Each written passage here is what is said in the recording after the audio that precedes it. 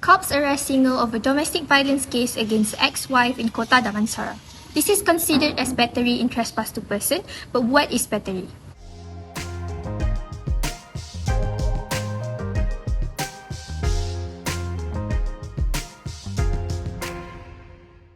Battery is the intentional use of force against someone, and domestic abuse falls under this category. The United Nations defines domestic abuse as a pattern of controlling behavior in a relationship to gain power and control. It includes physical, sexual, emotional, economic, and psychological actions. In Malaysia, battery is addressed under tort law influenced by common law principle. It can be misdemeanor or felony depending on factors like aggravated battery. Misdemeanor carry lighter punishment while felonies result in more severe consequences. In Malaysia, Domestic Violence Act 1994 is the main legal framework with the penal code applying in specific cases. Understanding this legal provision is crucial for a comprehensive overview. To establish a battery, 4 key elements must be fulfilled. Firstly, the defendant must have the intention to apply force, regardless of its violence level. In Scott and Shepherd, even a thrown scrip indirectly affecting the plaintiff rendered the defendant liable. Secondly, the defendant's act must be voluntary and under their control. In Gibbons and Pepper, a horse bottling due to external interference absolved the defendant of liability. Thirdly, physical contact is also essential, as seen in Collins against Wilcock, where an unauthorized police detention constitutes hostile contact. And lastly, the plaintiff's consent is paramount. In Nash against Shin, using a toned rinse without explicit consent resulted in skin complication, emphasizing the necessity of consent for any consequential action. These elements collectively define the legal criteria for establishing battery. In a trespass to person case, defendants may employ key defenses to evade liability. Firstly, self-defense allows individuals to justify their actions if faced with an imminent threat, provided the response is proportionate. Secondly, consent can serve as a defense, but only in limited circumstances where the risk is foreseeable, harm is justified, and benefits are received. For instance, consent is implicit in contact sports like football. Discipline is relevant mainly for parents and teachers who may use reasonable force for correction, subject to its necessity and adherence to school rules or parental instructions. Lastly, the defense of necessity is applicable to intentional torts, absolving a defendant if their trespass was necessary to prevent greater harm. Provided it wasn't due to their negligence, this defense applies when faced with only one viable choice or when both choices are equally undesirable. These defenses collectively offer legal avenues for defendants in trespass to person cases. In Malaysia, the evolution of battery within trespass to a person reflects a dynamic legal journey.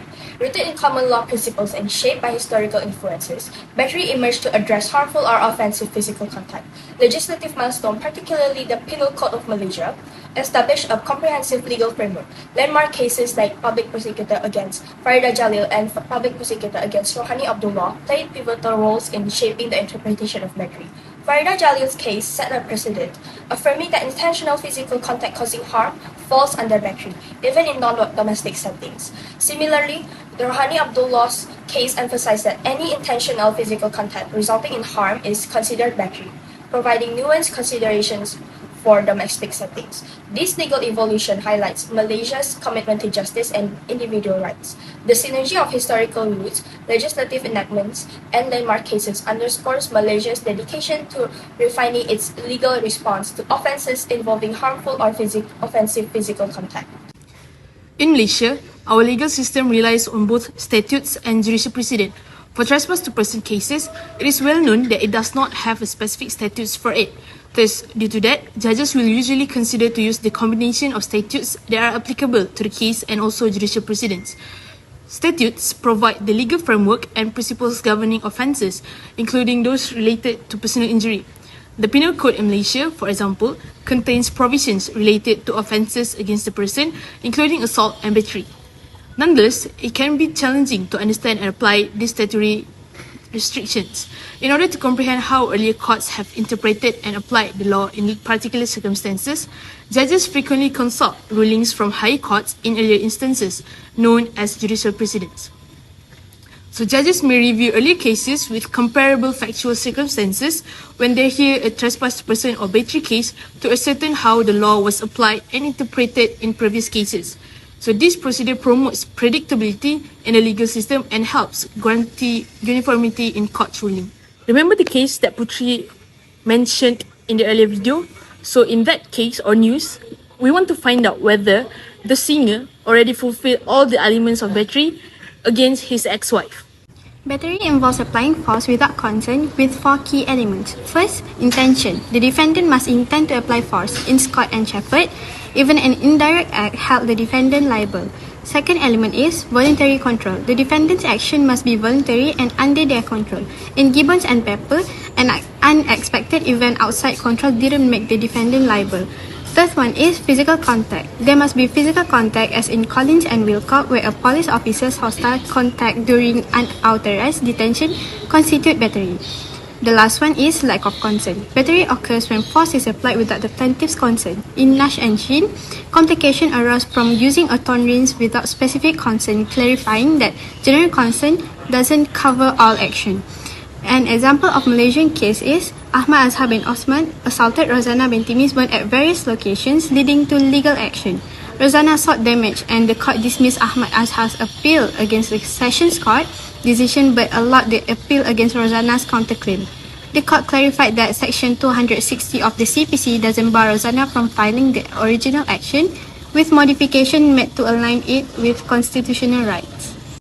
In the recent news scenario, the defendant meets all the battery elements. Firstly, the defendant had the intention to apply force during a heated argument with the plaintiff, his former wife. Secondly, the defendant's actions, hitting and scolding, were under his control, supported by a negative repass.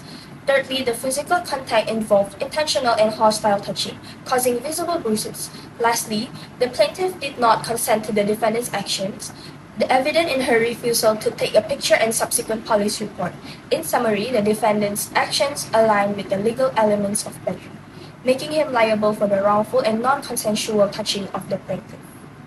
So in conclusion, the singer did already fulfill all the elements of battery against his ex-wife. Thus, the singer can be charged for battery and even domestic violence.